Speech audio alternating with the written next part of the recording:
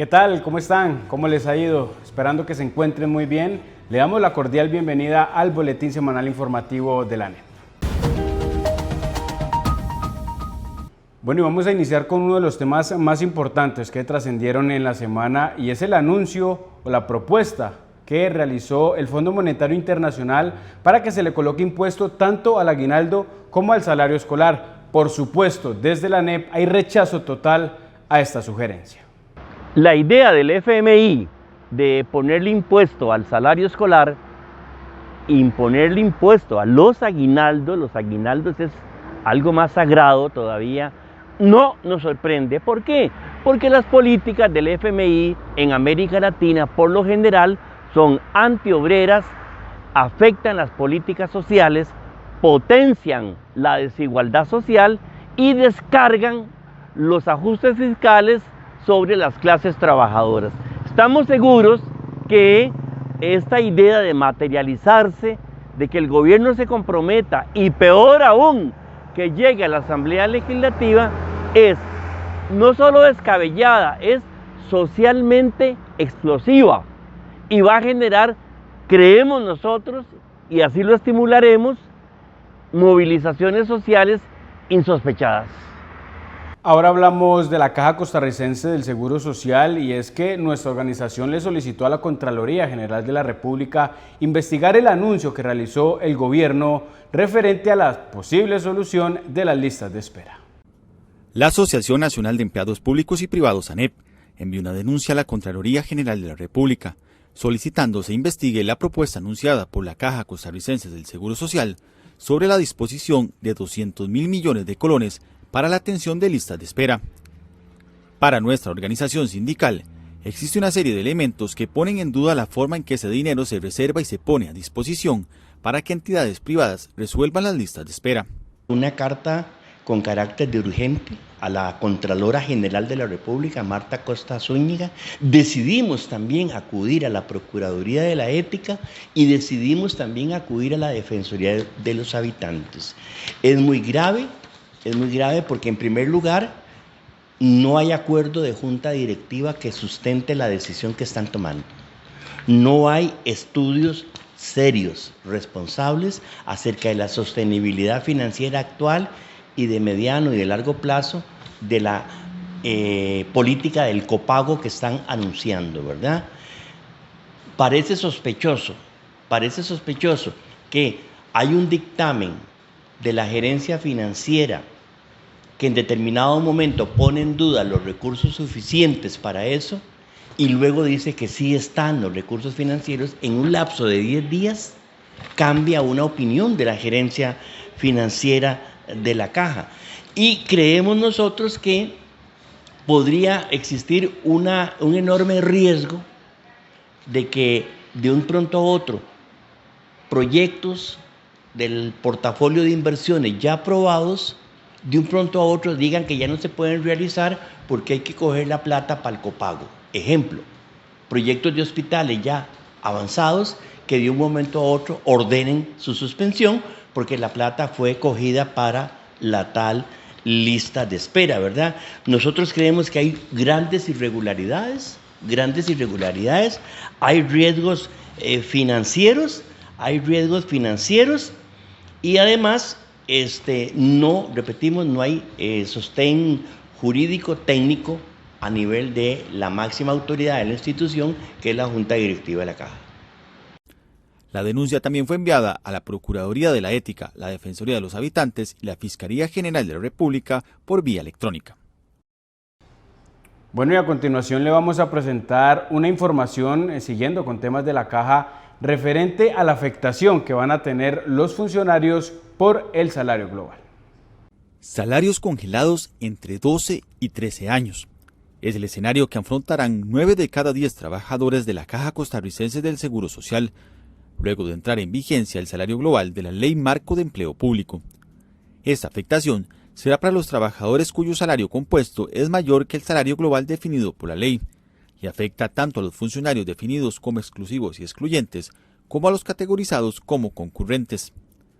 Así se desprende de la investigación realizada por Luis Ángel Oviedo Carballo, especialista en análisis de datos e investigador del Instituto de Investigaciones en Ciencias Económicas de la UCR, basado en los datos de la planilla de la Caja a junio del presente año, que incluyó a 64.000 trabajadores. Básicamente lo que logramos obtener a través del análisis de la planilla es que el 94% de los funcionarios en la Caja Costarricense de Seguro Social quedaron con un salario compuesto superior al salario global transitorio establecido. Y eso tiene una implicación, que es que su salario va a estar congelado una cantidad determinada de años hasta que el salario global los alcance. Ahora, ¿cuántos años? En promedio, para toda la planilla institucional, son 12.9 años, pero para los que quedaron en puestos exclusivos y excluyentes son 13.5 años de congelamiento salarial. Es decir, probablemente allá por el 2028, 2029 vayan recibiendo un aumento en su salario. Pero ¿qué sucede con los trabajadores cuyo salario compuesto es menor al salario global definido por la Ley Marco de Empleo Público? Trabajadores que quedan por debajo del salario global, la ley dice que podrían seguir recibiendo anualidades y más adelante reconocimiento por costo de vida una vez que se supere la regla fiscal para lograr alcanzar al salario global. Lo que pasa es que en la práctica eso no es posible, o sea, nunca va a llegar una persona con salario compuesto inferior al salario global a alcanzarlo, porque el aumento en el salario global va a ser mayor al incremento en anualidad, que es nominal y está fija, más el incremento en la base salarial. Entonces esas diferencias lo que va a hacer es que con el paso de los años la brecha más bien se ensanche y las personas con salario compuesto estén ganando mucho menos que el salario global que le corresponde.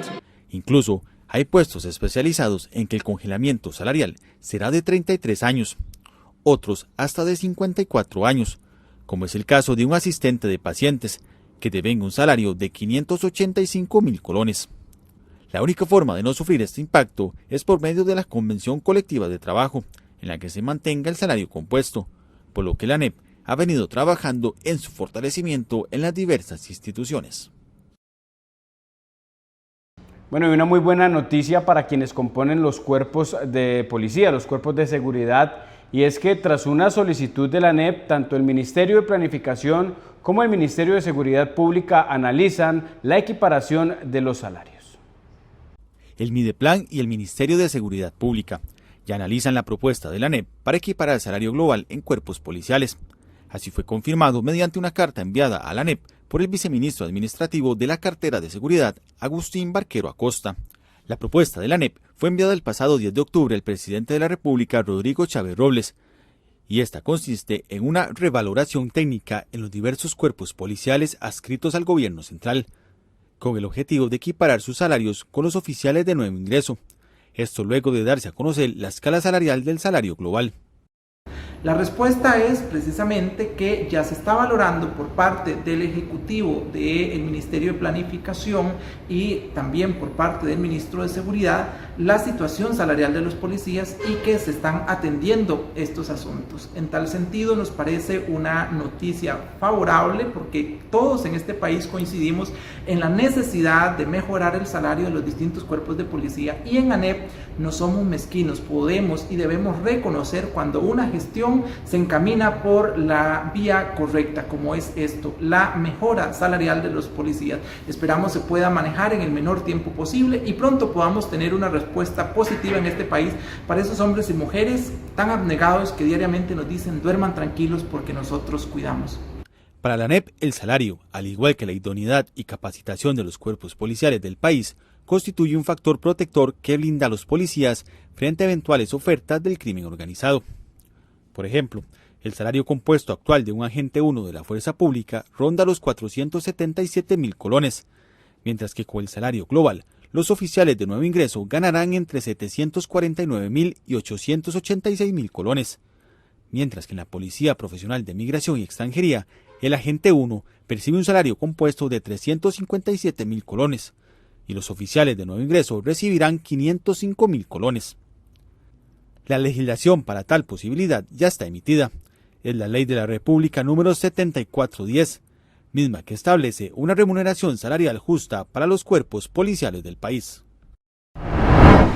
Bueno, y siguiendo con temas de cuerpos policiales, de seguridad en general, la Junta Directiva Nacional de la ANEP recibió durante este viernes a Rafael Guillén Elizondo, exdirector del OIJ, Álvaro Ramos, experto en seguridad, y Gustavo Mata, exministro de Seguridad, quienes vinieron a exponer sobre el crimen organizado, el narcotráfico y los desafíos de seguridad en Costa Rica.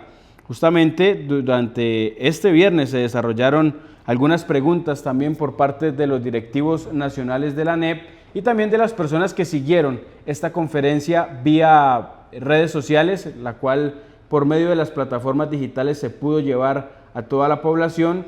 Y es importante indicar que la ANEP ha continuado siempre y ha puesto siempre de su parte para poder trabajar y combatir este flagelo que sin duda afecta a toda la ciudadanía por medio de las denuncias, también por medio de las reuniones que se buscan tener con el Ministerio de Seguridad Pública y demás cuerpos policiales a fin de fortalecer este tema que golpea sin duda a cada una de las personas. Vamos a escuchar declaraciones de lo que fue la participación de estas tres personas.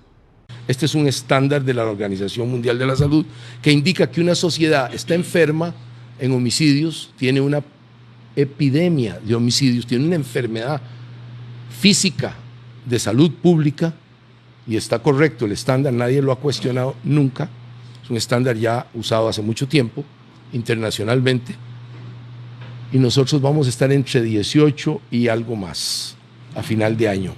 Esto significa que ya estamos entre las sociedades violentas del mundo, no beligerantes, pero imagínense que esta misma proporción continúe en el 24, y yo no veo por qué no estoy viendo una sola razón por qué no. Estaríamos alrededor de esta época en 25.1 o un poco más. Esto es una proyección, obviamente. Eso significa que Costa Rica estaría entre las 10 sociedades más violentas del mundo no beligerante, que no hay terrorismo, que no hay guerra civil, que no estamos en conflicto con ningún Estado. ¿No? ¿Podemos prevenir esto? Está difícil, porque las etapas se están cumpliendo a una velocidad extraordinaria, pero extraordinaria la velocidad. Yo nunca había visto en mi análisis la velocidad de cumplimiento de estos elementos. Yo no lo había visto a la velocidad en que estamos cumpliendo. En este año ha sido extraordinario los niveles de cumplimiento. Eso me indica que estamos sin contención, sin prevención y sin asignar los recursos. Nos estamos jugando exactamente el país el 4 de febrero. La gente no ha realizado el peligro en el que estamos. Cuando los narcos mexicanos pongan a sus candidatos bien financiados y apoyaditos con fuerzas paramilitares, ustedes verán el problema que tenemos al estilo mexicano, que no han salido de un montón de problemas rurales. Ahora lo que tenemos en Costa Rica son mini carteles. Estos mini carteles están ubicados principalmente en las zonas donde están las playas, Punta Arenas, Limón, todo ese tipo de Guanacaste. Empezaron igual, trayendo la droga, almacenándola y sacándola, reexportándola hacia los Estados Unidos y ahora con un valor agregado que es también hacia Europa, que se ha convertido en un foco de atracción para estos mini carteles. Lógicamente ellos no están solos trabajando. Ellos sirven de enlace con los grandes carteles que son los que manejan las rutas aquí a nivel de nuestro continente. Pero ellos juegan un papel importante. Ellos embodegan, almacenan y posteriormente le entregan a estos grupos criminales la cantidad de drogas que estamos viendo actualmente. Yo nunca esperé decir esto en nuestro país, pero lo vengo hablando ya hace más o menos un año, año y medio, junto con mis compañeros. Qué terrible es hablar de que estos mini carteles, crimen organizado, están reclutando niños. Gente que abandona las escuelas y los colegios, los están reclutando y los tienen ya enlistados como sicarios. Sicarios, aunque cueste digerir eso, son sicarios, son niños que desertaron de la escuela, del colegio y los tienen ya entrenados y los tienen al servicio de ellos. Estos grupos ya están operando igual que la policía. ellos te hacen vigilancia. Porque han dicho incluso que el que anda por el camino correcto no tiene peligro. Otra falacia. Todos, absolutamente todos, los que transitamos por este país, estamos en peligro. Mi sugerencia es unir a todas las fuerzas y hacer un debate nacional con todas esas fuerzas para buscar soluciones. No es simplemente presupuestarias, que desde luego son necesarias, pero ahí no termina el problema. Si queremos, como decía don Álvaro, detener criminales, tenemos primero que pensar dónde los vamos a hospedar. Si queremos capturar a los delincuentes más connotados, hay que hacer campo en las cárceles de alguna manera. Y continuamos con más porque 2 delegados de la ANEP en el Hospital San Vicente de Paúl contaron en una audiencia conciliatoria todo el caos y todas las situaciones lamentables que han venido atravesando dentro de este centro médico. 2 delegados de la ANEP en el Hospital San Vicente de Paúl de Heredia recurrieron al Ministerio de Trabajo en compañía del secretario general y abogados de nuestra organización para detallar el calvario que han vivido dentro del centro médico, en donde se han generado prácticas antisindicales y de discriminación por discapacidad. Los delegados Catalina Hernández Chacón y Alfred Hansen Vargas expusieron ante la conciliadora del Ministerio de Trabajo lo que han tenido que pasar y con ello la documentación que respalda lo que han venido viviendo. Cabe mencionar que ellos 2 poseen discapacidades y reconocidas también por el Consejo Nacional de Personas con Discapacidad, CONAPDIS. Yo soy asistente a pacientes, pero tuve un accidente en el cual me provocó esta discapacidad. ¿En el mismo trabajo? Una discapacidad adquirida. Y desde ese momento dejé de ser asistente a pacientes y comenzaron una serie de problemas porque no puedo hacer las funciones que diga un asistente porque no puedo. Y comenzaron a decirme qué funciones tenía que hacer, que son totalmente diferentes a las de un asistente a pacientes. Y ahora me quieren volver a poner a ser asistente de pacientes cuando llevo ya como 3 años haciendo otras funciones que no son de asistente de pacientes. Me han discriminado por mi discapacidad, por cosas que yo he pasado que son dolorosas. Ahorita, de hecho, tengo muchas crisis de ansiedad, de pánico, me da mucho miedo, muchas cosas, pero igual estoy enfrentándolo y intentando salir adelante. Mi función es la de ser ingeniero electrónico en comunicaciones y de ahí tengo a cargo, o tenía a cargo, el taller de electrónica con los respectivos técnicos. ¿Por qué usted menciona que tenía cargo? ¿Le han ido cerrando sus puestos o lo han ido modificando, lo han ido cambiando parte de esa persecución laboral que usted ha sufrido? ¿Es así? Sí, yo no puedo afirmar que sea así una persecución, ¿verdad? Pero sí, extrañamente, después del primer recurso de amparo, empezaron a ocurrir estas cosas. Llegó el segundo recurso de amparo y fue más intenso. Y a partir de ahí deciden reorganizar el servicio y entre esa reorganización pues se va el taller mío, ¿verdad? Que decían que no era funcional, ¿verdad? Bueno, todas las excusas que puedan sacar. Sin embargo, hoy en día, ya eso fue en el 2022, todos los sistemas que yo tenía a cargo están deteriorados, ¿verdad? Entonces, ¿quién los iba a atender? Al final la gente que decía que los iba a atender nunca los atendió. En la audiencia, la parte administrativa se comprometió primero a no tomar represalias en contra de Hernández Chacón y Hansen Vargas, al mismo tiempo que indicaron que está en proceso la reubicación de Albert. Por último, solicitaron que se mejoren los canales de comunicación entre el sindicato y la administración. Precisamente desde la ANEP se estará vigilante de que estos casos sean resueltos a la brevedad posible. para que los trabajadores puedan recuperar su paz mental y laboral. De lo contrario, la ANEP seguirá accionando por las vías correspondientes ante la representación administrativa. Una representación de la ANEP se reunió con 2 diputados justamente para poder aportar en un proyecto de ley que busca darles seguridad jurídica a los guardaparques.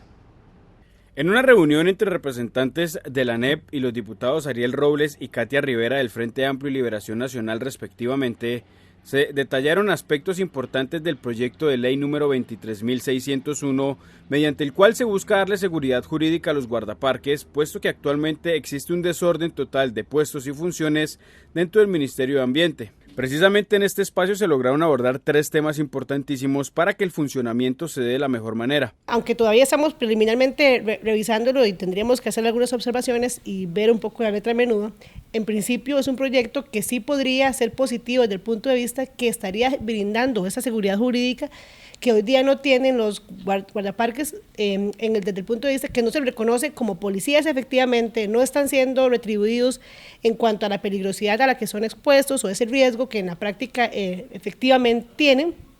De alguna manera vendría a solventar entonces esa ambivalencia que han tenido en la práctica entre algunas normas especiales que le reconocen el grado de policía, pero que en la práctica y administrativamente no están considerados como tal. Para la representación legislativa es importante dotar de las mejores condiciones a este personal, el cual ya no solo tiene que lidiar con la caza y la deforestación, sino también con el narcotráfico. Cuando nosotros nos regocijamos de decir somos un país que protege el medio ambiente, cuando tenemos más de un 33% de zonas protegidas y vemos el poco personal el que se tiene que hacer cargo de esta cobertura y de este cuidado, y de cómo ahora no solamente tienen que cuidar fauna o flora, sino que en este momento están enfrentándose a las redes de narcotráfico y otros problemas muy serios como los que enfrenta el país, necesitamos ver que estos funcionarios tengan la seguridad, el apoyo y los requisitos necesarios para poder llevar a cabo su labor de forma idónea. Posteriormente se realizará una última reunión para dejar listos todos estos detalles y que el proyecto pueda ser visto en el plenario legislativo. Bueno, y para darle un mayor contexto y que usted pueda conocer cuál es esa realidad que viven los guardaparques a lo largo y ancho de nuestro país, le vamos a presentar el siguiente reportaje que hicimos hace 2 años, justamente donde pudimos constatar las difíciles situaciones que tienen que atravesar y cómo no son reconocidos algunos puntos importantes dentro de su salario por la peligrosidad y a lo que ellos exponen a diario. Por años, los funcionarios del SINAC dedicados a la protección y conservación de los ecosistemas han dejado de percibir diferentes pagos, a pesar de que constantemente deben arriesgar su vida para desarrollar estas tareas. Semanas atrás conversamos con Mauricio Hernández, quien precisamente detalló las carencias que tienen y el olvido institucional al que están sometidos. El riesgo de nosotros empieza desde que estamos en un puesto, porque imagínate que estamos muchas veces lejos de lugares accesibles donde haya medicamentos, de centros hospitalarios. Desde ahí empieza el riesgo, pero cuando usamos un vehículo, una panga, un caballo, ya hay riesgo también. Es acorde esos ingresos que genera el país con lo que usted les devuelve el Estado para protección, para equipo, instalaciones, porque sabemos que otros guardaparques también están en condiciones paupérrimas, prácticamente, casi que podríamos hablar que en tujurios, viviendo mientras protegen todo este tesoro de Costa Rica.